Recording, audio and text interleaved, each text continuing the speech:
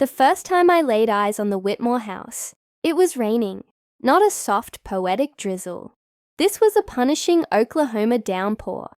Yet through the sheet of water, the Queen Anne-style home stood like a cathedral of defiance. Its wraparound porch, flanked by turned mahogany balusters and intricate latticework, was weathered but proud. I saw history in its bones, not just wood and nails, but memory, etched into every creak of the steps, every curve of the gables. I bought it that same week. My name's Daniel Harwood. I'm a stonemason by trade, preservationist by passion. I don't flip houses, I resurrect them. For the next 2 years, I dedicated every evening and weekend to restoring the Whitmore house to its original glory. The porch was my crown jewel. I stripped, sanded, and re-stained every spindle, matching historical patterns down to the last ornate column. My hands bled for that porch. And it wasn't just a passion project. It was protected, registered under the Oklahoma State Historic Landmark Preservation Act. A brass nameplate by the front steps confirmed it, proudly declaring its origin year, 1894. Most of the neighbors were welcoming, curious even, except one, Karen Lively, HOA president, full-time, menace. She lived 3 doors down in a pastel stucco box of a house with artificial turf, a white Range Rover, and a dog named Major, who barked with more personality than she ever showed. Karen was the kind of woman who referred to herself in the third person during meetings and signed emails with phrases like, "in community spirit." She introduced herself on my 3rd day in the neighborhood, clipboard in hand. "You're the one who bought the Whitmore place," she said, eyeing my front yard like it had personally offended her. Lovely bones. Shame about the outdated features. I smiled politely. That's the point. Karen's eyes narrowed ever so slightly. Well, the HOA takes design continuity very seriously.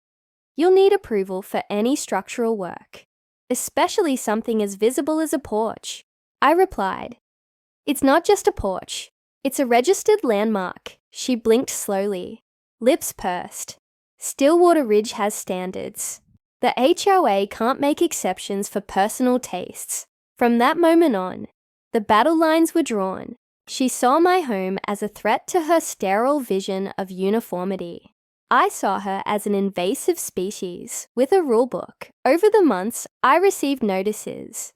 First about my non-compliant porch railing, then the unapproved exterior color, then the unsanctioned antique lanterns I'd hung beside the front door.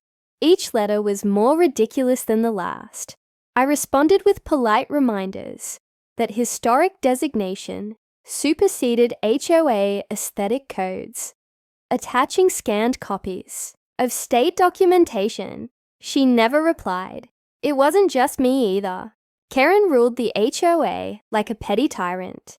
She cited a veteran down the block for flying a US flag larger than the approved dimensions, fined a mother for her son's temporary wheelchair ramp, made a retiree remove a bird feeder because it was visible from the sidewalk. But she was fixated on me. At the next community meeting, thinly attended as most were, Karen presented a slideshow titled Visual Uniformity and Neighborhood Value, a Discussion. The first slide was a photo of my porch, non-conforming, outdated, distracting, she declared. If we allow one homeowner to deviate from community guidelines, what's to stop another from painting their house lime green? I stood. That porch is protected under state law. Karen didn't even look at me. We're simply enforcing our community standards. I realized then she wasn't going to back down, and neither was I. That weekend, I sent a formal cease and desist to the HOA board, along with documents from the Oklahoma State Historic Office, signed and notarized, affirming the landmark status of my property. I thought that would be the end of it. It wasn't. The final straw came a week later when I found a yellow correction notice taped to my door with a hand-scrawled addendum. Failure to comply will result in corrective action being taken by the HOA. My gut twisted. There was nothing ambiguous about that threat. Still, I told myself she wouldn't go that far. Not legally. Not with a registered property. Surely. Even Karen knew her limits. But I had underestimated just how far she was willing to go to impose her will. And in doing so, I made the fatal mistake of trusting that a brass nameplate and a legal certificate would be enough to protect what I'd built. I was wrong. I got the call from my neighbor Joyce at 6:12 a.m. on a Tuesday. "Daniel," she whispered, panic clear in her voice. "There's a crew in front of your house. They've got tools. And a dumpster." I was out the door in under 30 seconds. Still, pulling on my boots, I ran down the block toward the Whitmore house, heart pounding like a war drum. Sure enough, a flatbed trailer loaded with lumber scraps and rusted nails sat parked in my gravel driveway. 2 men in neon vests and work gloves were already tearing down my porch railing.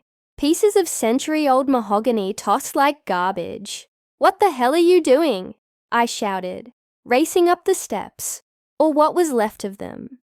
One of the men, older with a sun-baked face, looked up. "Work order from the HOA," he muttered, like it was explanation enough. "Stop! Now! This is a protected structure. You're breaking state preservation law." The man hesitated. The other kept unscrewing balusters. I stormed inside, grabbed the framed certificate from the hallway wall, and brought it out like a badge of honor. "This house is on the Oklahoma State Historic Registry. That porch is protected. What you're doing is illegal." That gave them pause. The older man finally said, "Look, lady named Karen Lively signed the work order. Said the porch was non-compliant and had to go. Karen. She hadn't just pushed the boundary. She had bulldozed it. I made them stop. Threatened legal action. Called the police. Officer Gaines arrived 20 minutes later. A tall, square-jawed man, with the aura of someone who'd seen too many. Neighborhood squabbles escalate into lawsuits. "I'm gonna need everyone to step away from the structure," he said, eyes darting between the workers and the mangled heap of wood. "Mr. Harwood, you say this is a protected property." I handed him the documents, certified and registered. "And I have email threads proving Karen Lively has been harassing me about it for months." He read through the paperwork, nodding slowly. "Well," he finally said, "seems to me someone's gone way out of line. The workers packed up and left." The damage, however, was done. My porch, 2 years of sweat and labor, was half demolished, its front steps gutted, balustrades gone. Historical detailing snapped like twigs. The destruction wasn't random. It was precise, surgical, deliberate. Karen hadn't just made a statement. She'd declared war. I spent the next several hours calling every contact I had at the Oklahoma Preservation Office, left messages, filed formal complaints, took photos of the damage from every angle. I even found the original architectural drawings, scanned and uploaded for evidence. By noon, I stood in front of Karen's house, hands trembling, not from rage, but from cold, calculated clarity. She opened the door like she'd been expecting me. "Well," she said, arms crossed, "I see the cleanup went smoothly. You hired a demolition crew to illegally destroy part of a protected, historic structure." I said, voice even but deadly quiet. "You committed a felony." Karen tilted her head, smiling with that infuriating calm. "The board voted. The Porch violated Article 4, Section 12, non-uniform structural features. We acted in the best interest of the community. There is no Article 4. Section 12. I snapped. You invented a fake bylaw. That was my porch. State registered, legally exempt. You had no right. You had no permission, she hissed. Composure cracking. No approval. You think you're better than everyone else, just because your house has a plaque on it? I stepped back. There it was. The truth behind the rulebook. This wasn't about uniformity or property values. It was about control. Karen couldn't stomach that my house, my porch, represented something bigger than her HOA kingdom. This is going to cost you, I said, turning. More than you realize. Back at the house. I sat on what remained of the front steps, splinters catching on my jeans. My phone buzzed. An email. Subject: urgent.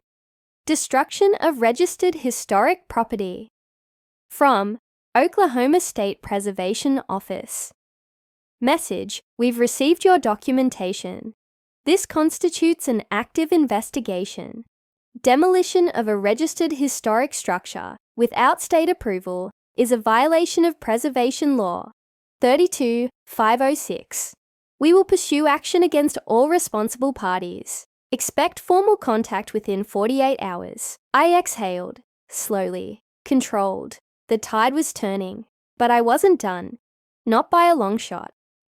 2 days later, the storm arrived.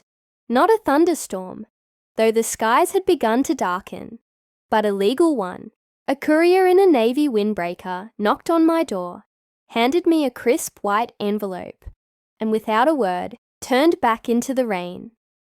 Inside, a letterhead from the Oklahoma State Attorney General's office, and a second envelope stamped with the seal of the Department of Historic Preservation.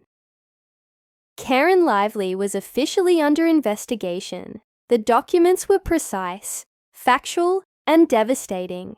The charges ranged from willful destruction of protected heritage property to fraudulent representation of authority and unlawful HOA conduct.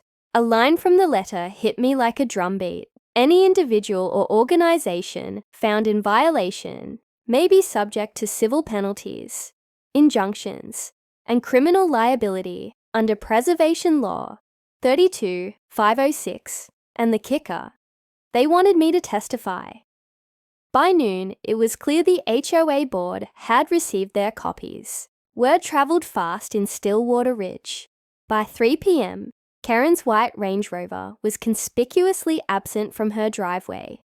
And by evening, neighbors who once avoided me were showing up with casseroles and awkward apologies. Never thought she'd actually go through with it, said Joyce, sipping tea on my mutilated porch. But she always had that look, like she thought this neighborhood was a dollhouse, and we were all just plastic people inside it. She didn't think I'd fight back, I said, gently brushing a fragment of carved trim from my steps. She thought the rules would protect her. You sure they won't? I glanced at the papers again. She broke state law. This isn't just an HOA squabble anymore. She's in deep. Still, I knew Karen wouldn't go down quietly. Sure enough, at the emergency HOA meeting the next night, called hastily and sparsely attended, Karen arrived in a crisp blazer and heels, like she was hosting a fundraiser, not standing at the edge of a legal abyss. We are under attack, she began, voice smooth, practiced. An outside agency, with no understanding of our community standards, is interfering with our right to self-govern. I stood at the back, silent, watching her spin fiction from facts. I acted in accordance with the board's interest, took steps to preserve the visual identity of Stillwater Ridge. I did not act alone. I was fulfilling my duty. A murmur of unease stirred through the audience. Her voice trembled, just slightly, when she said, "If the board wishes to vote on my temporary suspension, I will comply. But let the record show I did nothing wrong." I stepped forward, calm, controlled, and I spoke, not in anger, but in truth. You did something irreversible, I said. You destroyed something priceless, not just a porch, but part of this state's history. And you did it with forged bylaws and a personal vendetta. Karen didn't look at me. She stared ahead, frozen. I held up a photocopy of the state law she had violated. The state doesn't care about your fake meeting minutes. They care about what was destroyed. And they have the power to fine this HOA 6 figures. They can even file criminal charges against you personally. A man from the back, Greg Marsh, former board member, stood and cleared his throat.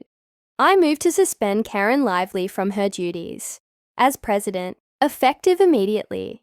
Seconded, the vote passed, 7-1. Karen said nothing. She gathered her binder, rose without a word, and walked out into the night.